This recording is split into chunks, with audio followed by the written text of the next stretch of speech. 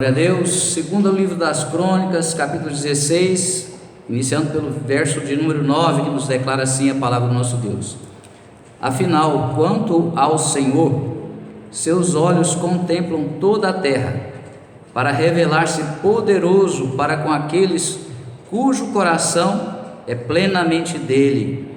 Nisto agiste como um louco, um insensato, por isso, desde agora terás que enfrentar muitas batalhas. Glória a Deus.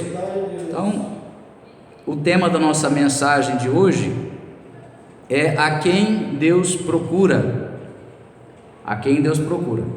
Em nome do Senhor Jesus, que pelo poder do Espírito de Deus, pelo poder do Espírito Santo de Deus, em nome do Senhor Jesus, Deus fale comigo, fale conosco, todos nós que vamos ouvir a mensagem dessa noite.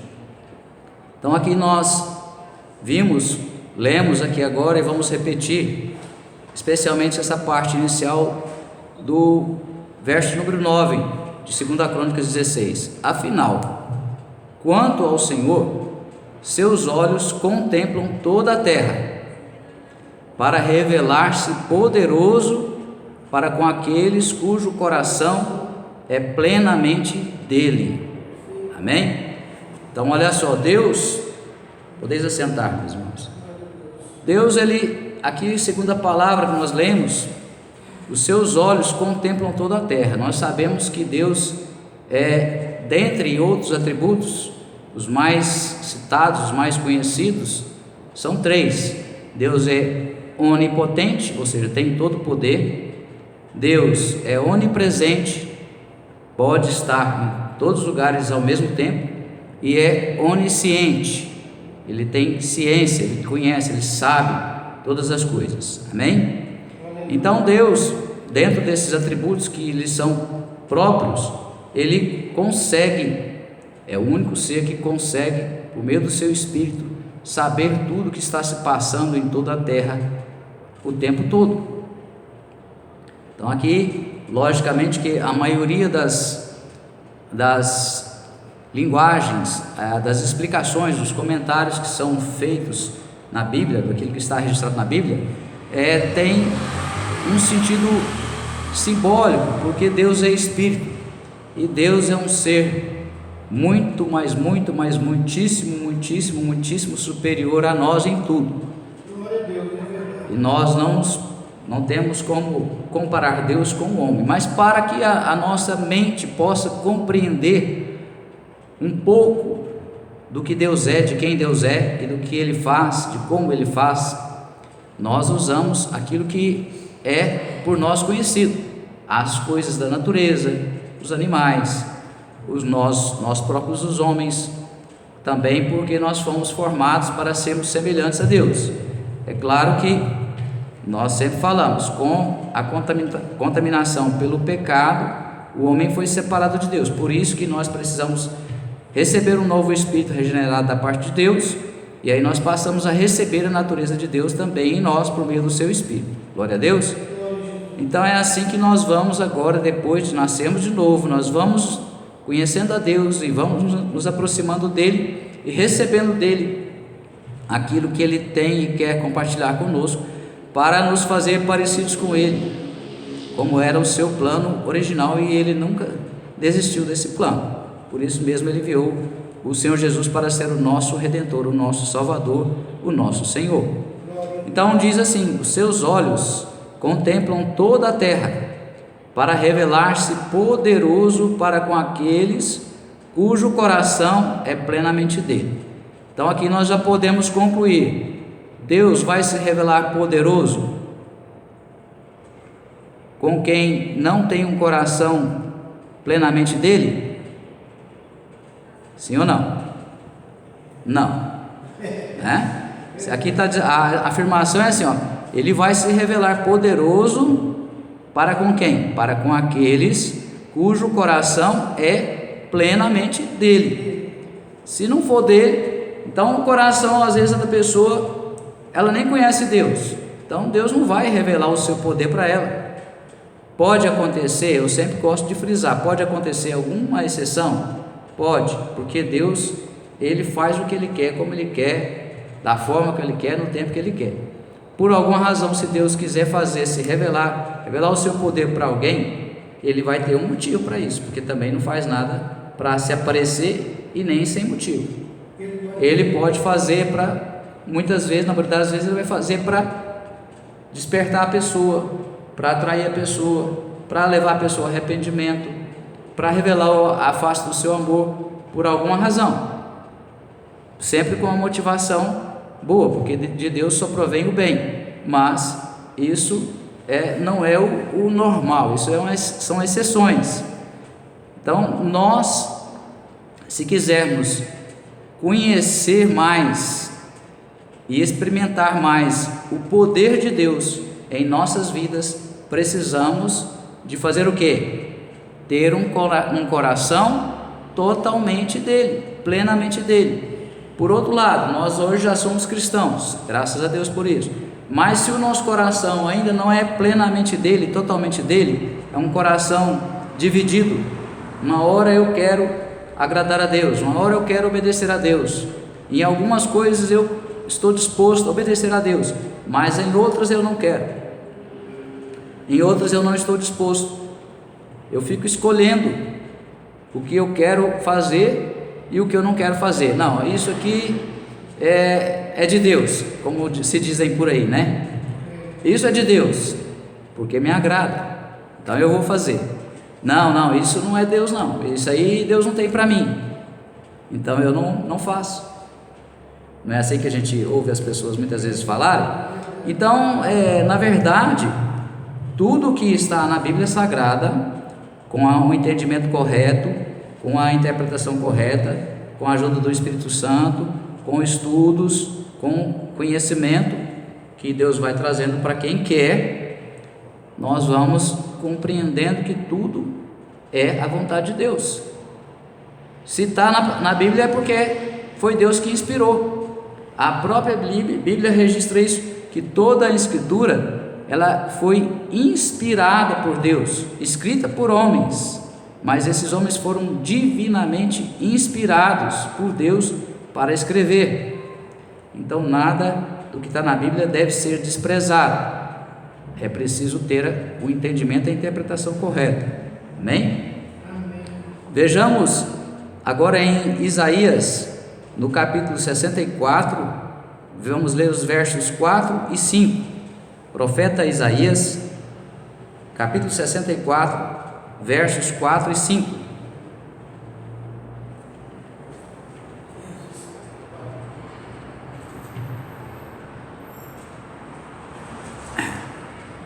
O rouquidão ainda está prejudicando um pouco, a garganta está um pouco dolorida, mas com a graça de Deus, a saúde vai prevalecer em nossas vidas, em nome de Jesus.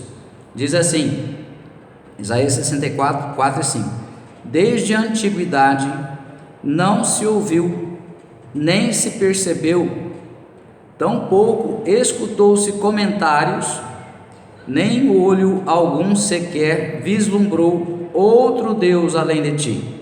Glória a Deus, a sudeclai, deoreclai, decantiai, que age em favor daqueles que nele depositam sua esperança. Vens, pois, socorrer aqueles que praticam a justiça com alegria, que se lembram de ti e de tuas orientações.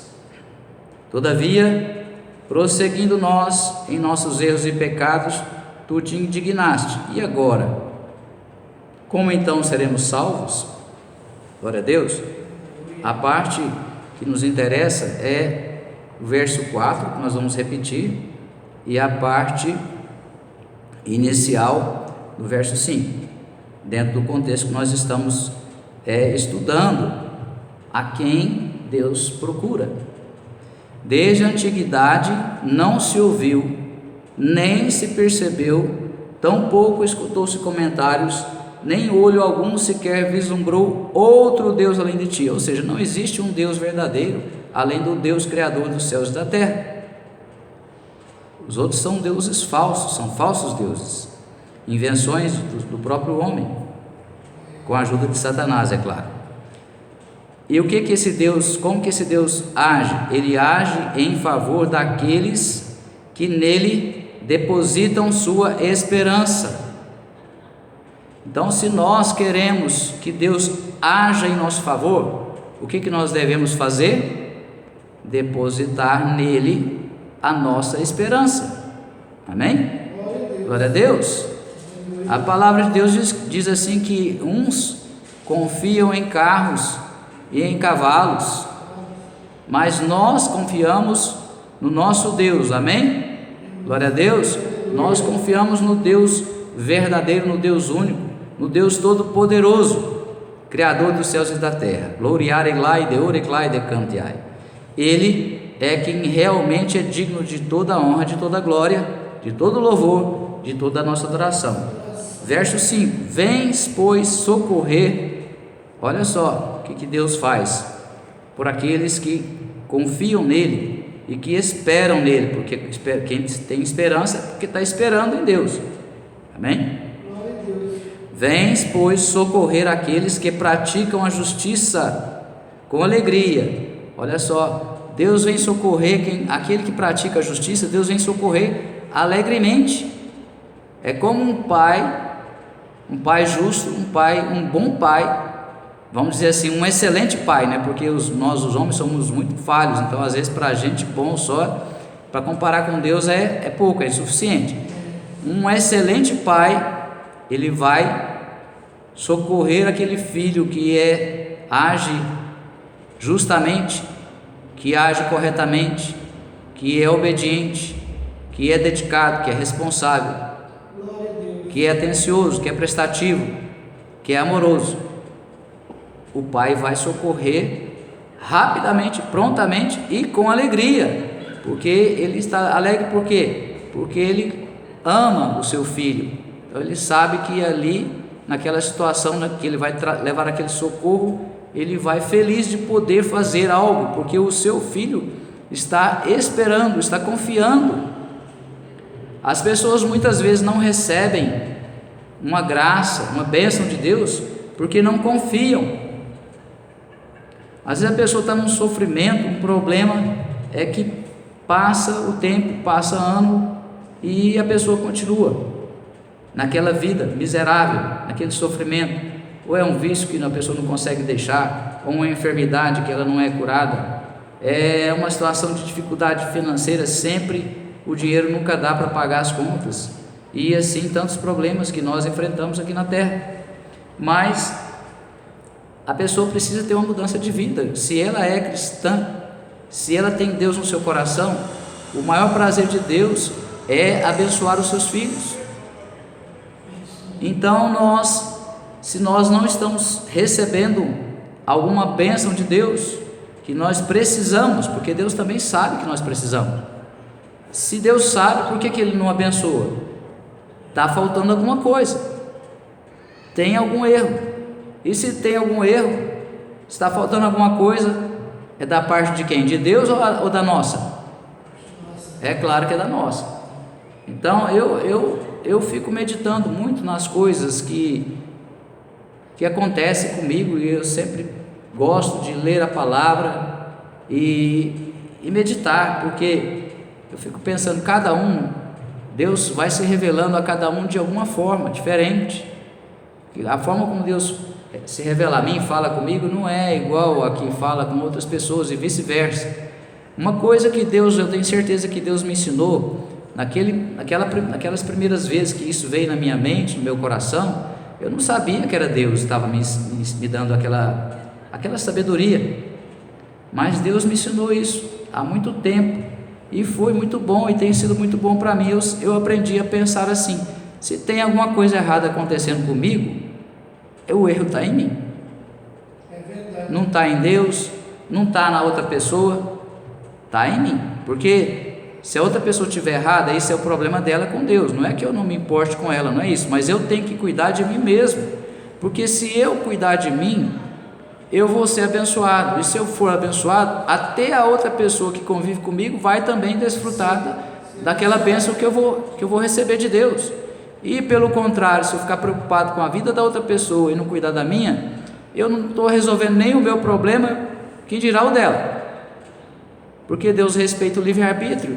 Não é porque eu quero que que a minha família toda seja salva, que eles vão ser salvos. Não basta eu querer, não basta eu querer, eu preciso querer por amor a eles, e preciso orar e pedir a Deus, e também fazer o que for possível para dar um bom testemunho, para ser amigo, para ser, se for no caso de pai, ser um bom filho, se for em relação aos filhos, ser um bom pai, se for o cônjuge, um bom cônjuge, irmãos, e assim sucessivamente. Mas Deus é que vai agir na vida deles, e eles também têm o seu livre-arbítrio. Se eles não abrirem o coração e convidarem a Jesus para entrar, ele vai entrar à força? Vai meter o pé na porta, como se diz? Não vai. Amém? Então é isso que nós temos que considerar. Então nós temos que pensar sempre, se algo não está indo muito bem, ou não está indo bem de jeito nenhum, onde que está o erro? O erro está em mim. E em que eu estou errando? Aí eu vou buscar de Deus. Se eu não tiver clareza de entendimento, se eu não tiver certeza. Então, olha só, vem socorrer aqueles que praticam a justiça com alegria, que se lembram de ti e de tuas orientações. Pensa que Deus é bobo? A pessoa, tem gente que acha que Deus é bobo. A pessoa não quer nada com Deus, não lembra de Deus, que fala assim, ó, que se lembram de ti, de Deus, e de tuas orientações. A pessoa nunca está nem aí para Deus, não quer saber das orientações de Deus, não quer saber de obedecer a Deus, não lembra, né? Às vezes nem conhece, né? Porque quem lembra já conhece, né? Para lembrar eu preciso conhecer. Às vezes a pessoa nem conhece, muito menos lembrar. E tem os que conhecem e não lembram, conforme nós estávamos falando, ele fica escolhendo o que quer obedecer. E aí pensa que Deus é bobo, depois na hora que ele precisa, acha que Deus vai se apressar em socorrer. Que aqui está falando que Deus vai socorrer com alegria, ou seja, se ele vai alegre, ele vai se apressar também. Porque se eu fico alegre com alguém, o meu prazer é fazer algo por aquela pessoa. Se eu puder fazer, se for o bem, é claro que eu vou fazer. O problema do homem, né? O problema do homem então, é ter o livre-arbítrio.